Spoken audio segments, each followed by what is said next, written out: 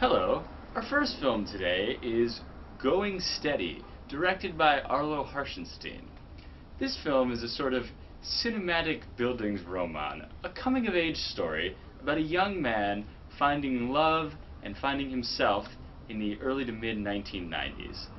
Now, what struck me about this film was how Harshenstein set the scene in this early to mid-1990s period, but he didn't do it in a heavy-handed manner, in the way that, say, the director of American Psycho portrayed the 80s and constantly just hit you over the head with 80s references, with the Walkmen and the Huey Lewis and the News.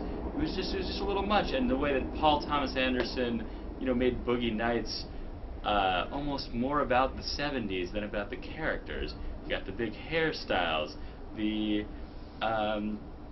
the disco music, the drugs. It just, you want to set the scene, but you don't want the scene to be what the film is about. So in this clip here, the protagonist, Johnny, walks into his friend George's apartment, and let's see, and you'll see how these small little details you barely even notice sort of set us in this world of the early to mid 1990s.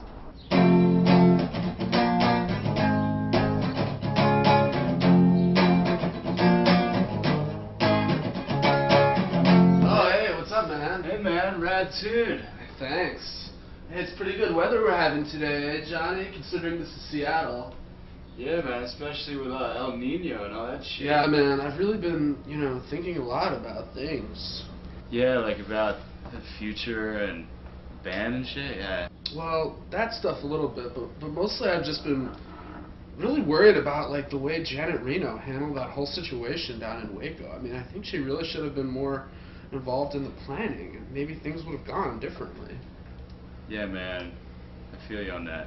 I've just been depressed generally lately, man. Yeah, all that shit with your parents and them dying and shit, man. Yeah, well, that was upsetting, but no, what really has been getting me down is I really fear that the Republicans under Newt Gingrich are going to do really well in the upcoming midterm elections.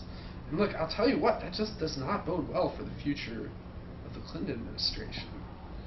Yeah, man, I mean, that sucks and all, but, like, I feel like there's something more that's getting you down, something bigger than that. I think it's this shit with Sophie. It's this breakup with Sophie. It's true. We were together for a long time, and I don't know, we just drifted apart. It was like we'd been so in sync. We'd seen everything eye to eye, and then, I don't know, one day things were just different.